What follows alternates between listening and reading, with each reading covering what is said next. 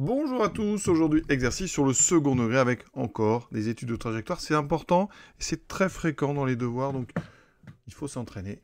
Donc on est parti. Le texte, un projectile est tiré depuis une altitude de 3,7 mètres. On connaît l'expression de l'altitude en fonction du temps. C'est donné par une fonction donc définie sur R+, parce que c'est des temps positifs. Vous avez une expression ici qui est du second degré. T est en seconde, H de T est en mètres. Voilà. Et donc deux questions. Détermine donc au bout de combien de temps le projectile atteindra son altitude maximale. Et ensuite, au bout de combien de temps le projectile retombera au sol.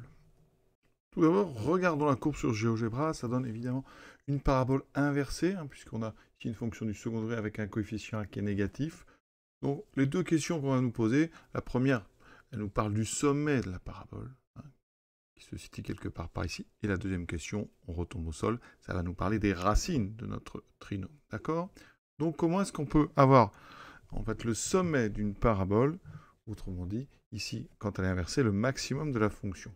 Eh bien, là, il y a une formule. H, c'est une fonction du second degré, d'accord? Avec un coefficient x carré qui est moins 4,9, donc c'est négatif, c'est-à-dire que la courbe de H est une parabole inversée dont le sommet S a pour abscisse moins b sur 2a, et a c'est moins 4,9 et b c'est 8,2. Donc on calcule le fameux moins b sur 2a, d'accord? Moins, donc b ça fait 8,2 sur 2 fois moins 4,9, donc ça fera moins, alors 4,9 fois 2, 9,8, on obtient 8,2 sur 9,8. Les deux moins ici se simplifient, ce qui me fait 82 sur 98, qui donne 41 sur 49.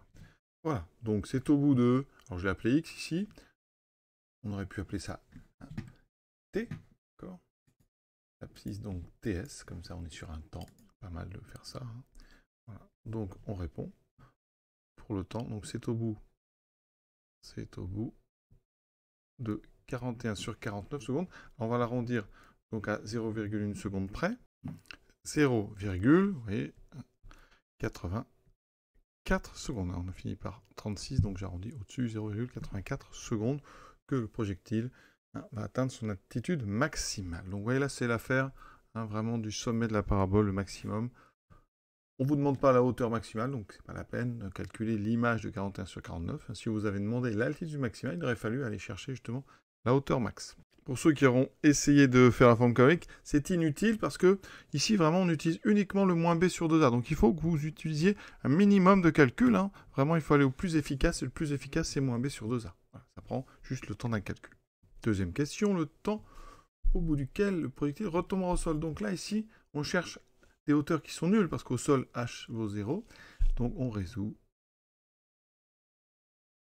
h de t égale 0. En fait, on va chercher donc les solutions de l'équation du second degré. Donc moins 4,9 t carré plus 8,2 t plus 3,7 égale 0. C'est-à-dire, on est en train de chercher les racines de h. Donc, on va faire comme d'habitude. On écrit a, b, c. Il n'y a pas de factorisation possible là. Donc, delta A, b carré moins 4ac, vous connaissez ça maintenant par cœur, 8,2 au carré, moins 4,9, 3,7. Alors là, on va prendre la machine, c'est des nombres décimaux. Alors, on a un delta qui vaut 139,76, il est strictement positif, il y a donc deux solutions, T1 et T2.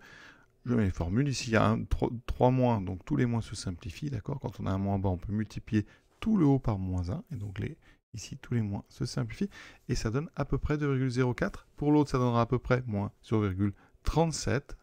On nous a demandé d'arrondir, vous voyez, à 0,1 seconde près. Donc, qu'est-ce qu'on doit répondre maintenant? Vous avez un temps qui est négatif, un temps qui est positif. Donc, comme on cherche un temps positif, la bonne réponse est donc 2,4. Donc ici, on va enlever cette réponse. Donc, c'est au bout de 2,04 secondes que l'objet va retomber sur le sol. Petite remarque sur certains modèles, ici comme la Numworks, on vous annonce une racine de 3494. Effectivement, 139,76, ça fait 3494 sur 25. Donc quand on prend la racine, ça se simplifie un peu. Alors, on peut laisser le 3494, mais 25, ça va se transformer en sur 5. Et c'est pour ça que le résultat qu'on obtient, il y a un 49 dessous, qui est tout simplement le produit de 5 par 9,8. Voilà. 5 fois 9,8, ça fait 49. Hein. Et le 41 apparaît parce que c'est 5 fois 8,2. On a terminé cet exercice. Voilà. J'espère que ça vous a plu. À bientôt.